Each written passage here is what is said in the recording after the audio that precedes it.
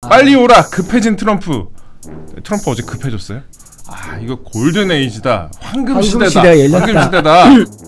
어제 보도가 굉장히 많이 나왔습니다. 굉장히 많이 나왔고 뭐 대통령실의 설명을 기반한 기사들이 주로 이뤘습니다. 이빨까지 흔들렸다. 내가 뭐 가만히 있으니까 가만히로 보이냐? 아 말을 안 하려고 해서 안 한 게 아니다. 뭐 이런 식의 보도들 많이 나왔고 대체적으로 그 톤을 보면은 아쉽지만 최악은 피했다. 아쉽지만 최악은 피했다라는 등의 이제 내용이 좀 다수였는데 이게 아예 아닌 것도 있더라고요.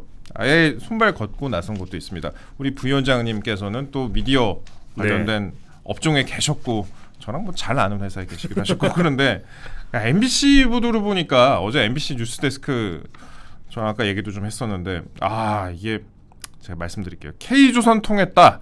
트럼프 마음 훔친 마스가 프로젝트 관세 대등하고 투자 규모 분야도 적절, 일본 대비 불리하지 않아. 이 대통령 협상 부담에 치아까지 흔들려 전략적 침묵 택하고 국익 강조 뭐 이런 내용으로 10곡지 넘는 메인 뉴스 대부분이 긍정적인 평가하거나 정부 입장을 설명하는 그런 뉴스였습니다. 그 중에서도 우리 눈길을 끈 그런 썸네일 하나가 있는데 요거 하나 띄워주세요. 그래서 보시면 이거 말고 다른 거 한미 정상 만남도 급물살 빨리 오라 급해진 트럼프. 트럼프 어제 급해졌어요? 이거 진짜 저는 사진도 보면은 이재명 대통령 얼굴은 굉장히 환하게 웃고 있고 뭔가 뿌듯한 얼굴, 트럼프 대통령 얼굴은 근심이 가득 찬 그런 얼굴입니다. 이게 빨리 오라 급해진 트럼프. MBC가 MBC 한 거죠. 저는 혹세무민도 정도껏 해야지 트럼프가 뭐가 급해졌습니까? 지금 저는 이번 협상에 이재명 대통령의 전략적 실패가 저희 대한민국 경제를 굉장히 위기에 몰아넣었다고 생각을 하거든요. 방금 전에 말씀해 주셨지만 한미 FTA라는 어떤 이 글로벌 무역 이 체제 자체가 지금 없어지고 있는 상황이잖아요. 그리고 우리나라가 이 미국과의 무역 협상이 예고된 거는 오래된 일이에요. 그렇죠. 윤석열 정부부터 있었잖아요. 근데 이재명 대통령이 뭐라 그랬죠? 대선 기간에 계속 한 게 시간 많다. 천천히 해도 된다. 오히려 미국이 어떤 더 신뢰를 잃어가고 있다는 식으로 그렇게 막 얘기를 했었어요. 그리고 나서 취임 후 2달 동안 뭘 했죠? 이렇다는 움직임이 없었습니다. 그런데 어떻게 무슨 이재명 정부의 성과를 냈다고 할 수 있죠? 저는 굉장히 이 이재명 대통령이 이번 모습이 체리피커 리더십이다. 저는 이런 생각을 했어요. 왜냐하면 이 협상 과정에서 한마디도 하지 않았어요. 저희가 궁금했잖아요. 왜 아무 말도 안 할까? 그러다가 나온 게 이제 이빨이 흔들리고 이 얘기가 나온 거예요. 본인이 생각하기에는 협상이 만족스러웠던 것이죠. 그런데 이 과거에도 보면요. 이재명 대통령이 부동산 문제 있죠. 부동산 대책이 나올 때도 대통령실에서 뭐라 그랬죠? 이거 대통령실의 대책이 아니라 그랬어요. 이거는 금융위가 발표한 거지 부동산 대책은 대통령실이 한 게 아니다. 왜 그랬을까요? 생각을 해보면 부동산 대책이 어떻게 시장에 영향을 미칠지 부작용이 어떻게 나올지 본인들도 두려웠던 거예요. 그때 책임을 회피하기 위해서 전면에 나서지 않았던 것이죠. 저는 이번 관세 협상도 똑같다고 봐요.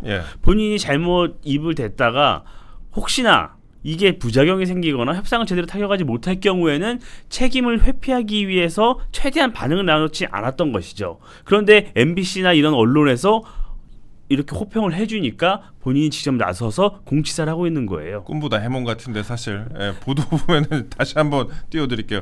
빨리 오라 급해진 트럼프.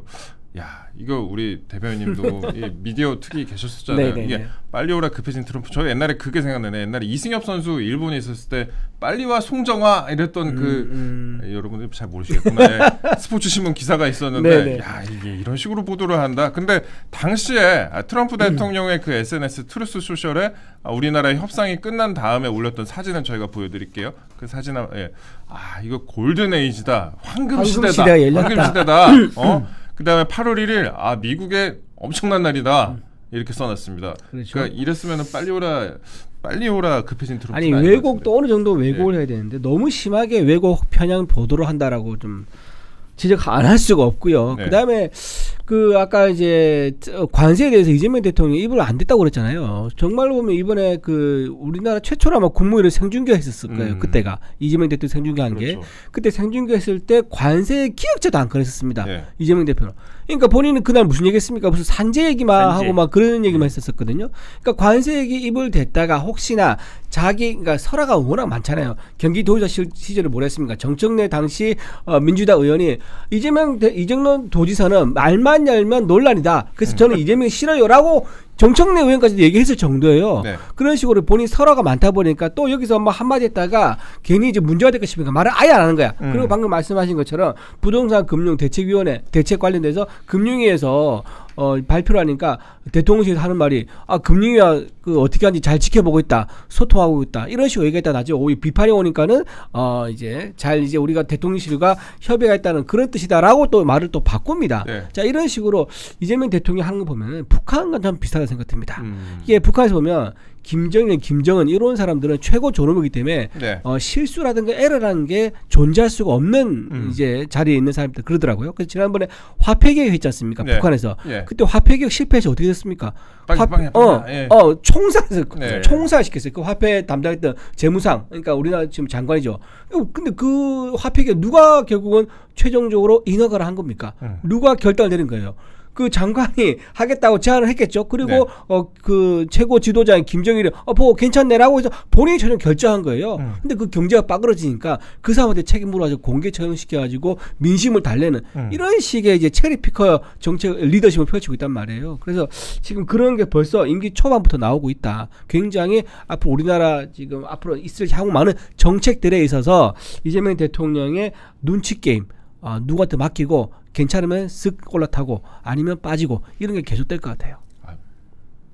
무섭지 않으세요? 그건 무섭게 하네. 말하면서 그런 말씀하시면서 눈이 좀 울고 있었는데 눈치 게임이라면 무섭네요. 아니 근데 저희가 그 언론의 보도에 대해서 좀 짧게 좀 말씀을 드리고 있는데 그 지금 트럼프 대통령이 어제 어떤 식으로 더 얘기를 했냐면은 SNS에 관세가 미국을 다시 위대하고 부유하게 만들고 있다. 이제 흐름이 완전히 바뀌었다라고 우리나라의 협상 타결 이후에 바로 올린 SNS에 바로 올린 글입니다. 그러니까 지금 아주 싱글벙글하고 있는 상황이다라고 다시 한번 말씀을 드리고요. 왜 언론 얘기를 저희가 드리냐면은 우리 언론에서 잘 다루지 않는 부분이 있어가지고 이제부터 그걸 좀 다루려고 하고 있습니다. 농축산물 개방이나 대미 투자 등을 놓고 한미가 각기 다른 주장과 해석을 내놓고 있습니다.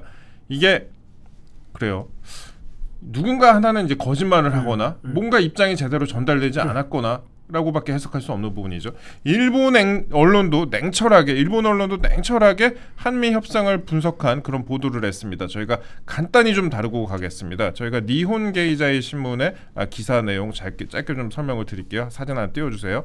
예, 이 내용 보시면요. 그러니까 해석을 간단히 해드리면 일본과 합의할 때와 달리 미국이 소유 통제한다는 문장을 더했다. 그러니까 미국이 소유 통제한다는 문장을 더했다라고 니혼 게이자의 신문에서 지적을 했습니다. 이 부분도 향후에 문제가 될 수 있는 부분 같습니다. 그리고 NHK 방송 같은 경우에도 투자 안건에 대해서 트럼프 대통령이 내가 정하고 미국이 소유 관리한다라고 하고 있다라고 강조를 했습니다. 이 부분에 특히 더 강조를 일본에서 본 것 같은데 이 부분 그러니까 서로 입장이 좀 다르지 않습니까? 어떻게 보셨어요? 이 협상을 큰 틀에서 하고 이제 디테일하게 어디에 얼마를 투자를 할 것인지 어떤 항목을 할 것인지 그런 부분이 제대로 이제 이게 협약이 다 끝나지 않았잖아요. 그래서 이제 시작인 거예요, 협상은. 그렇죠. 그래서 저는 뭐 언론이나 지금 법 여권에서는 굉장히 뭐 엄청난 성과를 낸 것처럼 그렇게 포장을 하고 있는데 저는 이 디테일한 협상에 이루어지는 과정을 더 봐야 되는 거예요. 그러니까 트럼프 대통령 같은 경우에는 워낙 본인의 공치사를 잘하는 사람이잖아요. 그래서 뭐 과하게 표현을 했다고 볼 수 있는데 저는 굉장히 좀 자존심이 상한 부분이 있었어요. 우리 국민, 우리 기업, 우리 정부가 이제 투자를 하는 거잖아요. 그래서 3,500억 달러가 들어가는데 여기서 뭐 본인들이 소유하고 뭐 본인들이 맘대로 그러니까 본인들이 픽한 트럼프 대통령이 고른 투자처에 투자를 할 것이고 90%는 미국 국민들에게 수익이 돌아간다는 거예요. 그렇죠. 근데 이 부분에 대해서 수익이 돌아간다고 표현을 하면 그게 이제 그 펀드를 운영해서 난 수익금의 90%가 미국에 들어간다 이렇게 보는 거잖아요. 우리가 돈을 댔는데 근데 이것을 우려를 하는 건 당연한 거죠. 언론에서 궁금한 건 국민적 우려가 있는 건 당연한 것이고 근데 김용범 대통령실 정책실장이 어제 풀텍스트를 봤어요. 브리핑을 봤는데 굉장히 좀 나이브한 게 아닌가 싶어요. 그냥 본인이 짐작만 한다는 거예요. 예. 그러니까 리테인, 그러니까 재투자 개념으로 이해한다. 본인이 그 재투자인지 아닌지에 대해서는 뭐 어떻게 확답을 할 수가 있어요. 보통 트럼프 대통령이 약간 협상을 할 때 아사모사하게 약간 그렇죠? 마지막에 마무리해놓고 다음에 다시 만날 때 이거 그러지 않았냐 하고 하는 경우가 있잖아요. 그러니까 이 김용범 우리 대통령 정책실장이나 우리 관료분들이 물론 뭐 최선을 다 했겠지만 이런 디테일한 부분에 있어서 아직 확신을 갖고 있지 못한 거예요. 그러니까 앞으로 이 부분이 굉장히 큰 과제가 될 것 같고요. 저는 어제 브리핑이 두 군데에서 있었어요. 네. 대통령실에서 있었고, 그렇죠. 그리고 그 전에 이제 미국 현지에서 구윤철 경제부총리가 또 이제 브리핑을 했습니다. 네. 그래서 내용이 약간 상이해요. 그래서 약간 조금 디테일한 부분에 대해서 누가 더 오픈을 했는지 이 차이가 좀 있긴 있어요. 네. 그래서 저는 일본과 우리나라가 이제 조금 다른 부분이 있잖아요. 일본 같은 경우에는 좀 러프하게, 금액은 우리보다 많지만 좀 러프하게 돼 있어요. 특정 분야를 설정해서 이 분야에 얼마를 투자하겠다, 이게 전혀 아직 확정되지가 않았어요. 그렇죠. 예. 그렇기 때문에 일본에서는 그런 얘기가 나와요. 트럼프 대통령의 임기가 3년밖에 남지 않았기 때문에 이거 뭐 논의하고 시간 좀 지나면 버티자. 우리가 이 금액을 전부 다 투자하지 않을 수도 있겠다라는 얘기가 나와요. 근데 우리나라 같은 경우에는 1,500억 불이 이 조선에 투자한다는 게 특정이 됐어요. 근데 조선 같은 경우에는 이 투자를 하고 우리 기업들이 어떤 수익을 보면 좋겠지만 과연 그렇게 끝날 것이냐. 이 합의를 이렇게 했을 때 우리가 미국 조선업의 재건에 투자를 했는데 그 수익이나 어떤 원천 기술이나 유지보수 이 모든 게 우리가 미국으로 다 넘겨줬을 때 향후에 우리 조선업이 계속해서 이 부흥을 할 수 있을 것인가, 미국 시장에서 이 건조하고 이 모든 것을 지금과 같이 유지할 수 있을 것이냐는 우려도 있는 거예요. 그렇죠. 그러니까 우리의 핵심인 기술 이전까지 모두 끝냈을 경우에는 그렇기 때문에 저는 이런 디테일한 협상 지금부터 시작인데 너무 지금 정부가 김칫국부터 마시고 있어갖고 우려가 많이 돼요. 네, 그렇습니다. 그 우려하는 시선 좀 많이. 그 조선업도 방금 말씀하신 거에서 어제 1,500불,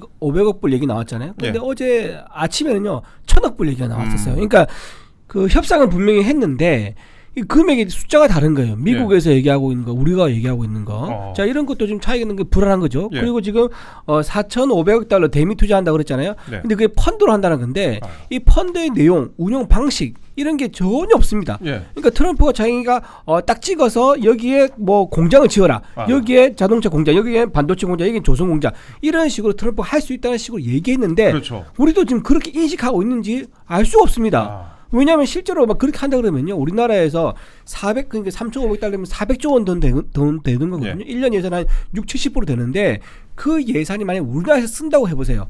얼마나 많은 일자리가 생기는 겁니까? 그 일자리가 통으로 다 미국에 넘어갈 수 있는 상황이 되는 건데 그걸 우리가 무조건 오케이 했다?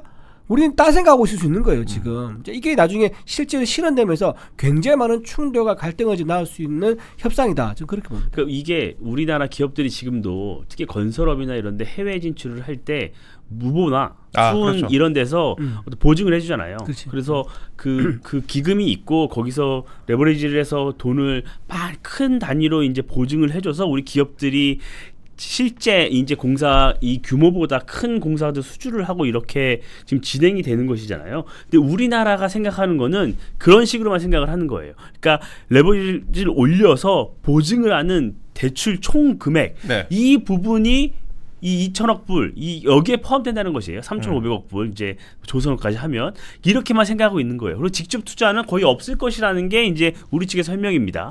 근데 지금 미국 현지에서는 이런 얘기가 나오잖아요. 2주 후에 한미 정상회담을 하는데 그렇죠. 거기에 이제 기업들이 쭉 가서 예전에 우리 정의성 현대기아차 회장이 이제 트럼프 대통령 옆에서 백악관에서 투자 발표한 적 있잖아요.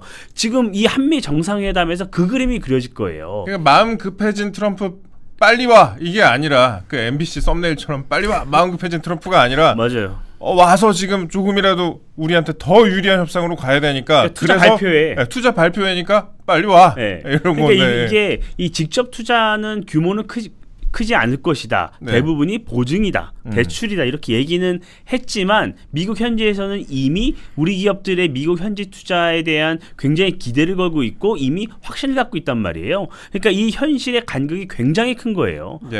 이 얘기도 제가 말씀드려야 될 것 같습니다. 저희가 이 협상 관련된 얘기 조금만 더 하겠습니다. 대통령실은 쌀과 소고기 시장은 추가 개방하지 않는 것으로 합의했다라고 했는데 한국은 미국과의 무역에 완전히 개방할 것이고 자동차, 트럭, 농업 등을 포함한 미국산 제품을 받아들이기로 합의했다라고 밝혔습니다. 여기서 일단 지금 당장 논란이 되는 게 정부에서도 검역 절차 개선을 언급한 겁니다. 이 검역 절차 개선을 언급한 부분 이게 왜 논란이 되느냐? 그러니까 당장 쌀하고 소고기는 뭐 그렇다 쳐요. 그런데 사과하고 감자의 수입길을 사실상 열어주는 건 아니냐. 이게 지금 또 다른 논란이 되고 있습니다. 사과하고 감자의 수입길. 저는 우리나라 농가에서 사과 이렇게 많이 키우는지 몰랐는데 우리나라 농가에서 사과가 차지하는 비중이 어마어마하더라고요. 그죠. 예.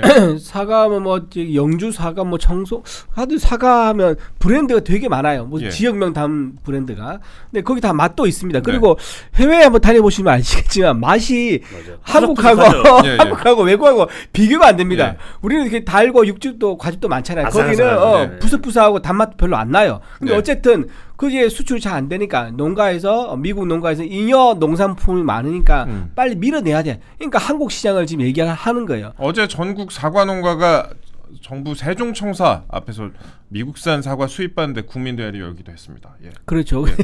그런데 지금 이거를 좀 어떻게 지연시켜 왔냐면 예. 검역 절차를 하는데 이거를 굉장히 과학적이고 깐깐하게 이제 하는 거예요. 그렇게 해서 쭉 지연해 왔다고 하더라고요. 그런데 이거를 좀 검역 절차를 개선해가지고 즉 압축을 해서 빨리 좀 예. 이제 수입할 수 있도록 해달라라는 게 미국의 얘기라고 합니다. 근데 이것도 좀 약간 이상한 게 한국이랑 미국은 왜 이렇게 말이 다른가 모르겠습니다. 트럼프는 뭐라 했냐면 농산물에 대해서 완전한 개방, 컴플리트리 네. 오픈이라고 얘기를 해요. 아하, 영문과 주시니까 잘하시네요.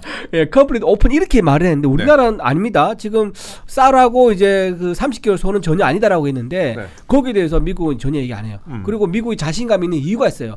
소 같은 경우 있지 않습니까? 30개월 넘는 거. 네. 대만에서는 2019년부터 받고 있고요. 그렇죠. 일본 같은 경우 2022년부터 받고 있습니다. 그러니까 그렇게 받고 있는데 전 세계 어디에도 인간 광우병 걸린 사람이 단 한 건도 발견된 적이 없어요. 그러니까 미국이 훨씬 더 큰 협상 명분을 가지고 있는 상황이기 때문에 이걸 계속 거부할 수가 없는 거예요. 2주에 불러갖고 야 소고기도 하자. 그렇죠. 이렇게 할 수도 있다. 근데 예. 지금 어제 뭐라고 했습니까? 그 사진 광우병 했을 때 데모한 사진 보여주면서 설득했다고 그걸 되게 홍보를 하더라고요. 네. 근데 이게 국민 정서에 기반해서 설득하는 거 협상이 가장 아마추어입니다. 네. 논리를 갖고 그 계산해서 이익을 상호 국가 이익을 비교 후에 따져서 이제 합리적으로 이제 판단이 되는데 그러지 않고 우리나라 국민들이 싫어한다라고 한 것은 결국은 언젠가는 금방 무너질 이제 뭐랄까 지금 잠깐 비를 피하는 그런 이제 방식의 협상밖에 안 되기 때문에 2주 뒤에 가게 되면 예, 아마 그 얘기가 반드시 다시 나오게 될 거라 봅니다. 일단 관세와 관련된 부분 여기서 한번 짧게 마무리를 하고 다음 주제로 넘어가도록 하겠습니다. 관세와 관련된 부분은 저희가 앞으로도 좀 자주 다루려고 하고 있습니다. 특히 2주 안에 뭐 한미 정상회담을 미국에서 한다고 하는데 이때 뭐 방위비뿐만 아니라 관세 관련된 부분도 다시 또 다뤄줄 수 있을 것 같았고요. 다시 한번 저희가 다루도록 하고 짧게 이쯤에서 대통령 지지율과 관련된 말씀 한번 나눠보겠습니다. 이게 지금 리얼미터에서도 2주 연속으로 하락한 그런 결과가 나왔는데 이거 이제 여권 성향으로 분류가 되는 미디어 토마토에서도 2주 연속으로 여론조사 지지율이 이제 빠진 그런 결과가 나왔습니다. 50%대로 하락을 했다. 특히 이제 충청에서 10.2%포인트 하락하고 50대에서 6.2%포인트 하락을 했다. 지금까지는 일단 인사 논란이 주를 차지한 것 같습니다. 여기에 또 관세 협상과 관련된 여론이 또 어떻게 반영이 될지 이게 또 관건인 것 같은데 부위원장님 보시기엔 어떠세요? 허니문이 끝났다. 허니문 끝났다. 예. 네, 저는 이제 2달 됐잖아요. 예. 허니문이 끝났기 때문에 이제 냉혹한 이 민심의 평가가 점점 오고 있다. 그 핵심에는 현재는 이제 최동석 인사혁신처장이 있다. 최동석. 예. 저는 임명했잖아요, 근데. 임명했죠. 임명장 받더라고요. 예. 어젠가 보니까. 예. 저는 결국에는 제가 이 자리에서도 말씀드렸었는데 모든 정권 허니문이 있죠. 허니문 기간이 있는데 예. 인사 검증에 들어가면서 그 허니문이 끝납니다. 근데 이번에 뭐 강선우 의원 논란에 이어서 최동석 인사혁신처장의 논란은 지금 현재 진행 중이잖아요. 네. 취임을 했고. 네. 근데 뭐 어제 보니까 또 여러 의혹들이 또 나왔더라고요. 위안부 할머니들에 대해서 망언을 했다는 보도까지 피해자가 있었어요. 절대선은 아니다. 예, 그래서 있었기 때문에 저는 지금 최동석 인사혁신처장 지키고 있잖아요. 그대로 있어요. 전 이분 파파망 이렇게 봐요. 파도 망언. 그래서 이분이 계속 망언은 계속되고 있기 때문에 최동석 처장을 지키는 순간 저는 한 달에 1%포인트씩 지지율이 더 떨어질 것이다. 일주일에 1%포인트. 저는 그렇다고 봐요. 저는 이 생각을 해요. 우리가 지금 제일 궁금한 게 그거잖아요. 최동석 처장을 누가 추천했을까?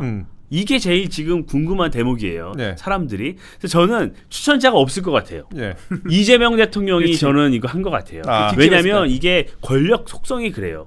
이게 권력자, 그러니까 대통령 본인이 추천하고 어떤 이렇게 임명을 하려고 내세웠던 사람은 이 측근이나 이 시스템 내에서 제대로 된 검증을 하기가 쉽지 않아요. 왜냐하면 대통령의 의중에 이 사람이 있기 때문에 이미 임명이 될 게 뻔하면 제대로 된 검증을 하기가 쉽지 않아요. 그래서 이런 굉장히 뭐 한두 달 전에 했던 망언들까지도 내부 공격들까지도 아무 여과 없이 그냥 검증 없이 임명이 된 거잖아요. 이 사람이. 네. 그래서 저는 지금도 이 사람에 대해서 어떤 이 인사 조치를 하지 못하거나 검증이 부실했던 이유는 이재명 대통령이 직접 픽을 한 인물이기 때문에 아무도 얘기를 하지 못하는 거예요. 지금 제대로 내부에서. 맞아요.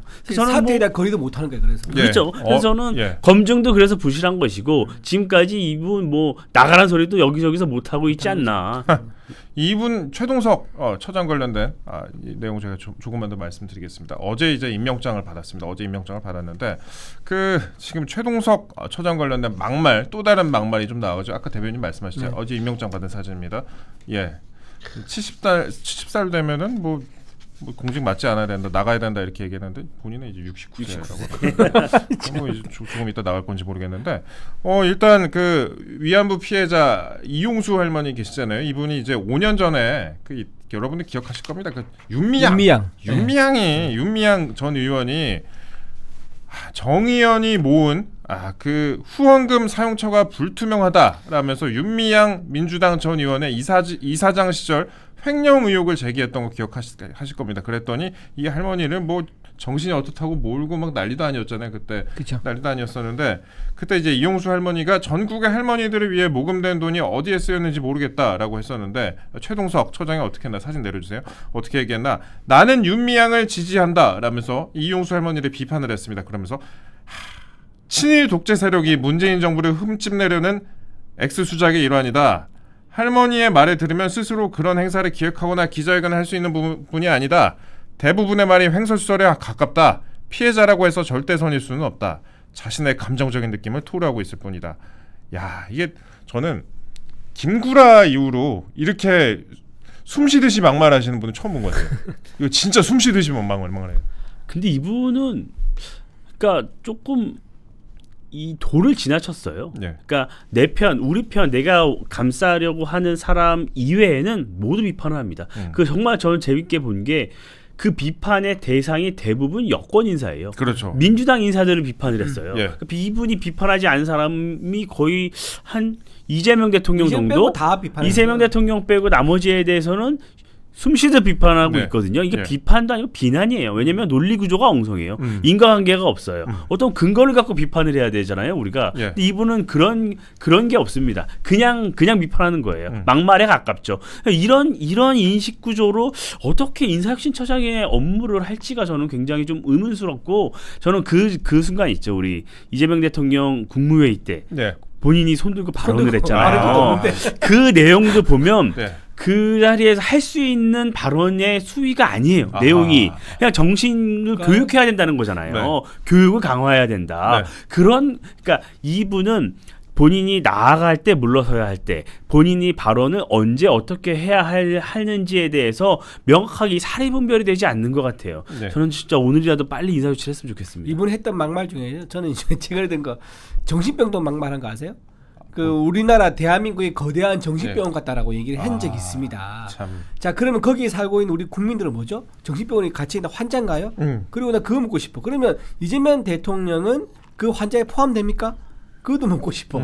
자, 그런 식으로 우리나라 전체를 국민들을 폄훼하는 발언을 했었었고요. 또 이제 김문수 우리 대선 후보가 지난번에 41% 득표했지 않습니까? 네. 그 41%를 지지한 국민들에 대해서 뭐라 했냐면 우매해서 김문수 후보를 지지했다고 얘기한 거예요.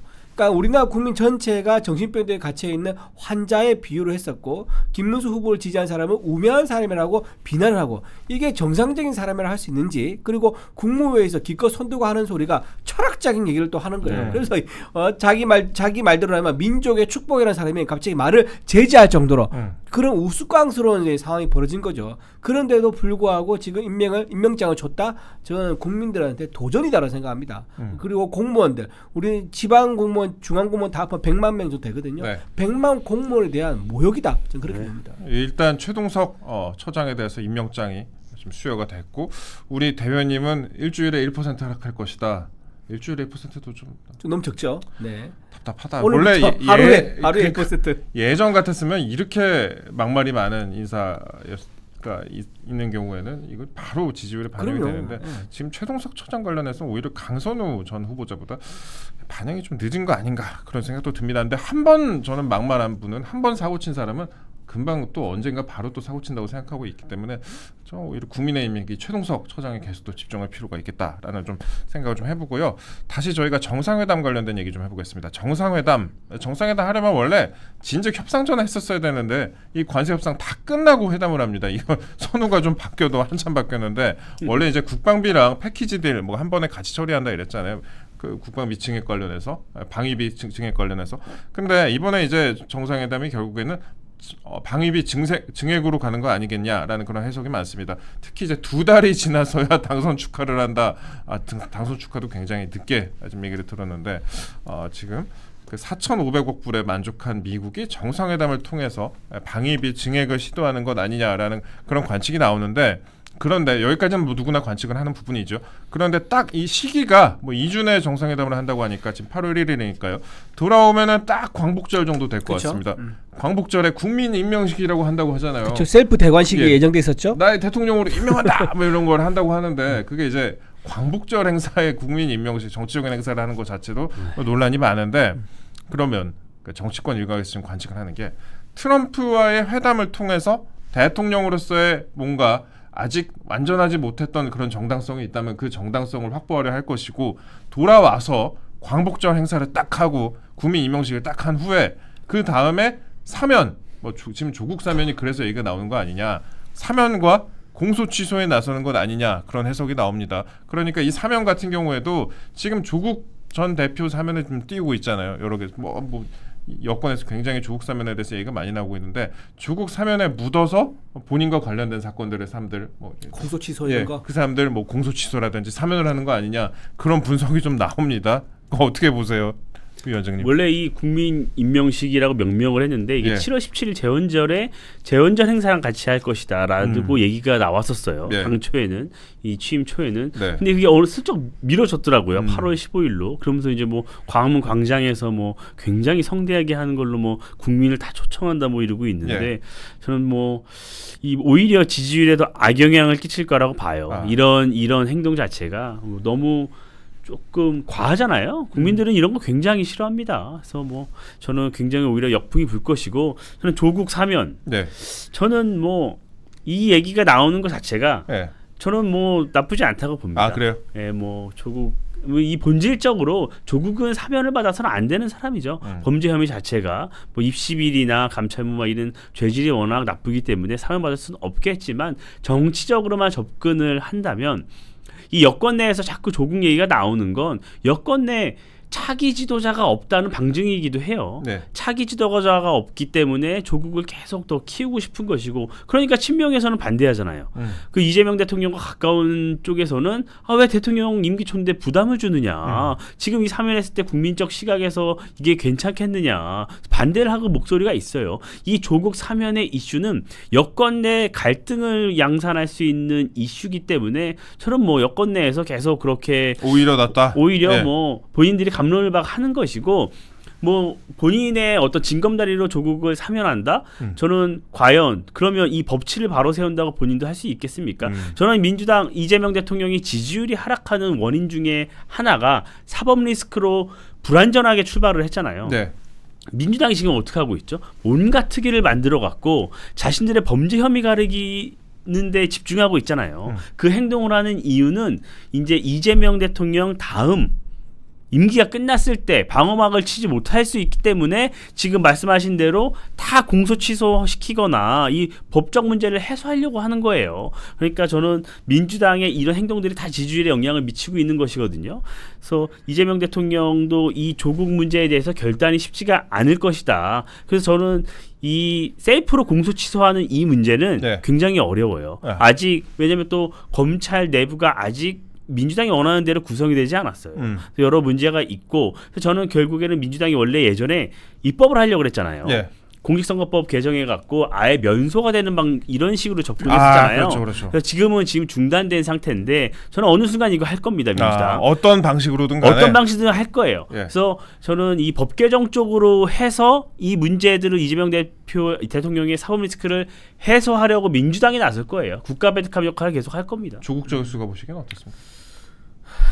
그 본인의 지금 5년간의 노력이 지금 사면으로 물거품이 되고 있는 거. 이게 말이 됩니까 이게? 제가 얼마 잠도 안 자면서 이준우 대변인이 인생을 걸고 조국 정말 사건을 맞아요. 정말 취재를 했는데 여러분들 아마 기억하실 겁니다. 진짜 인생을 걸고 했는데 이게 지금 감옥 들어간 지 7개월 만에 우리 이동재 앵커와의 인연도 조국 때문에 만들어진 거 아니겠습니까? 조국 취재하다가 서로 이제 병원에서 만나가지고 이제 화이팅하면서 인연이 이어졌는데. 자 일단 말씀하신 대로 사실 풀려 나오게 되면은 뭐 정치공학적으로 뭐 그게 나쁘지 않다 생각합니다. 하지만 우리나라 법치국가 아닙니까?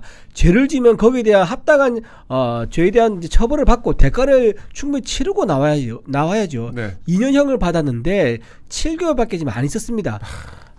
절반도 안 되는 4분의 1 이 정도만 채우고 밖에 나와서 거리를 활보하겠다고요? 우리나라 입시 제도 전체를 뒤흔든 사람이고 신뢰를 무너뜨린 사람입니다. 그 때문에 얼마나 많은 제도가 바뀌었습니까? 서울대학교 같은 경우는요, 모든 교수들의 증명서 있지 않습니까? 그 양식을 표준화시켰어요. 각각 단과대별로 교수별로 달랐었는데 그걸 하나로 통일시키고요. 다른 대학도 마찬가지로 하고 마지막으로 대학이 그 증명서를 낼 때 반드시 총장이 확인하도록 하는 그런 제도까지 도입하게 만든 사람입니다. 그리고 수시 모집 그를 수를 대폭 줄였고 무조건 수능으로 전형하는 그 수가 확 늘었었고 그렇게 우리나라 입시제도에 많은 변화를 가져왔던 그런 인물인데 이렇게 7개월 만에 풀어진다는 것은 대통령의 사면권의 남용이라밖에 볼 수밖에 없는 거고요. 저는 왜 그러면 이제 조국 사면을 요구할까? 그러니까 조국 혁신당이 바지 끝땡이 잡고 좀 요청을 하는 것 같아. 청구서를 내미는 거죠. 뭐냐? 첫 번째는 우리 지난 대선 때 후보 안 내지 않았느냐. 우리가 후보 안 냈기 때문에 적어도 한 2~3%는 더 가져갔다. 그러니까 김문수 후보의 폭이 한 8% 났지 않습니까? 8%포인트? 그게 한 5%포인트 날 수 있었는데 우리 때문에 8%포인트 났으니까는 거기에 대한 청구서를 내미는 거 하나. 두 번째는 조국 혁신당은 조국이 없으면 정상적인 정당 활동하기 힘들어요. 거의 1인 정당에 가깝죠. 개혁신당과 비슷합니다. 이준석 의원이 없으면 개혁신당이 존재감이 사실 없지 않습니까? 조국 혁신당도 마찬가지예요. 그런 상황이기 때문에 내년 지방선거를 준비하려면 지금쯤 나와서 조국 이라는 이분이 돌아와서 누구를 내보낼지를 이제 직접 봐야 되고 또 내년에 나가서 유세차에 올라와서 마이크 잡고 연설해야 돼요. 그래야지 조국 혁신당에서 후보를 내가지고 의미 있는 성과를 거둘 수 있는 거거든요. 그렇기 때문에 이제 조국을 풀어달라라고 얘기하는 건데 이재명 입장에서는 첫 번째 방금 말씀하신 대로 2인자를 지금 인정하고 싶지 않은 거예요. 너무 빨리 2인자가 지금 도전하고 있어. 정청래부터가 지금 머리를 들이밀고 있지 않습니까? 그런데 지금 조국 혁신당까지 나오게 되면 친문 세력을 등에 업은 조국 이제 전 대표가 아마도 상당한 지분을 가져가면서 김경수, 김동우죠, 저 경기도지사, 김동연 이분까지 해가지고 구심점이 될 수 있는 거예요. 친문 세력 때 부활해. 그래서 2인자를 키우지 않으려는 이재명 입장에서는 조국을 풀어주기는 어렵 거다. 결론적으로는 풀어주지는 않을 것 같다 생각이 듭니다. 그러면 근데 조국은 조국이고 본인의 측근에 대한 부분도 다뤄봐야 되는데. 그래서 민주당 오늘 전용기 의원, 김문수 의원이라고 또 있습니다. 동명이인입니다. 이 사람들이 김용 석방 촉구 기자회견을 오늘 한다고 합니다. 김용, 그러니까 이재명 대통령이 측근이라고 본인이 이제 얘기하는 사람이죠. 김용 전 민주연구원 부원장의 석방 촉구 기자회견을 오늘 한다. 야, 여기 뭐 정청래 후보도 뭐 김용은 무죄다, 서명 동참하자 이렇게 서명 탄원서를 첨부하기도 했었는데, 이 사람이 지금 김용이 대장동 일당들에게 돈을 받은 혐의가 인정돼서 1심과 2심에서 징역 5년형을 받고 수감 중입니다. 1년 2년이 또 아니에요? 5년형이요. 또 여기는 5년형 받은 사람 중범죄입니다. 중범죄를 지금 석방을 해야 된다. 촉구 기자회견, 석방 촉구 기자회견을 한다. 야, 억울한 사람이다 라고 얘기를 하면서 대법원에 탄원서도 제출을 한다고 합니다. 이게 그러면서 뭐 검찰의 조작이다 또 이러고 있어요. 검찰의 조작이다. 조작. 검찰이 조작했다. 뭐 이렇게 조작이 말이 안 돼요. 예. 그 재판 보면 이렇게 나옵니다. 예. 그 대장동 일당한테서 돈을 받은 혐의로 지금 이제 수감이 된 거거든요. 네. 유죄가 난 건데, 그때 돈 전달한 사람 있지 않습니까? 예. 그 사람들 진술이 있고 돈을 언제 얼마 전달했다 메모까지도 나왔어요. 그런데 그게 어떻게 조작이 됩니까?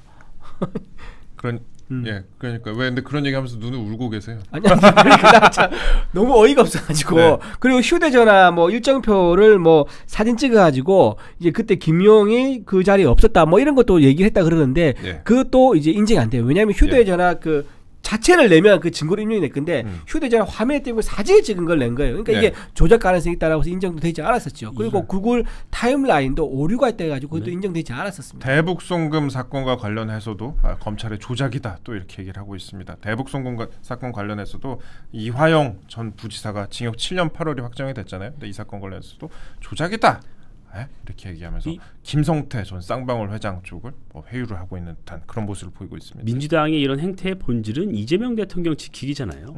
이 김용 씨, 예전에 이재명 대통령이 그런 얘기했죠. 김용 정도는 돼야지 측근이다. 네. 이런 얘기했던 정말 최측근인데, 이러면서, 예. 김용이 이 돈을 받은 이유가 2022년이잖아요. 2021년, 22년 이때 대선 경선 자금을 받은 거예요. 네. 이재명 대통령이 대통령 선거에 출마할 때 경선을 치러야 되는데 이낙연 전 총리랑 그 경선 자금이 부족해서 이 돈을 받은 거예요. 그게 이제 대장동 일당이 대상동 더수주에 있는 돈을 갖고 와서, 예. 그 돈을 김용이 받고 그 돈으로 경선 때 조직들 만들고 전국을 돌아다니면서 돈을 썼던 거예요. 근데 이게 민주당은 조작이라고 주장을 하지만 방금 말씀 주신 대로 구글 타임라인뿐 아니라, 예. 나는 이 돈을 받았다고 상대방이 주장을 하는 그 시점, 그 장소, 그 시간에 나는 다른 데서 회의를 하고 있었다고 주장을 했어요. 근데 그게 조작을 했던 거잖아요. 진짜 조작을 한 거는 김용 씨예요. 김용 범죄자가 조작을 했던 거예요. 검찰이, 예. 조작한 게 아니라. 예. 그래서 결국은 김용이 대법원에서 유죄 확정 판결을 받을 경우에 그 자연스럽게 이재명 대통령에게 이 범죄 혐의점이 올라갈 수밖에 없는 겁니다. 혹시나 김용 씨가 만약에 혼자 다 뒤집어 썼어요. 이거 나는 이화영이랑 똑같은 거예요. 대북송금 문제 나는 이재명 지사에게 보고하지 않았다. 보고했다 그랬다 말을 또 바꿨죠. 네. 막 말 바꾼 게 있었어요. 여보 정신 차려. 그러니까, 네. 그때 민주당이 난리 났었잖아요. 네. 이화영이 말 바꿨다 그랬을 때. 그때, 네. 박찬대 그 당 지금 후보가 가서 이화영 부인 만나고 막 그랬어요. 난리가 났었거든요. 네. 왜 난리가 났냐? 이게 똑같은 거예요. 이재명 대통령에게 보고를 했다거나 알고 있었다 그러면 공범이 되는 거잖아요. 그렇기 때문에 지금 민주당에서 난리를 치는 건데, 이렇다고 근데 범죄 혐의를 가릴 수 있는 게 아니에요. 민주당은 자꾸 자신들이 이렇게 분위기를 만들어서 결국에는 사법부를 압박을 해서 대법원에서 이 문제가 파기환송이 나오기를 바라는 거잖아요. 그렇게 해서 이재명 대통령에게까지 이 범죄 혐의가 영향을 미치지 않게 하겠다, 이걸 노리는 건데, 저는 이 법치를 부정하는 거라고밖에 볼 수가 없어요. 아니 뭐 검찰이 조작했는데 그러면 재판부도 다 거기에 속았다는 얘기인가요? 말이 안 되잖아요.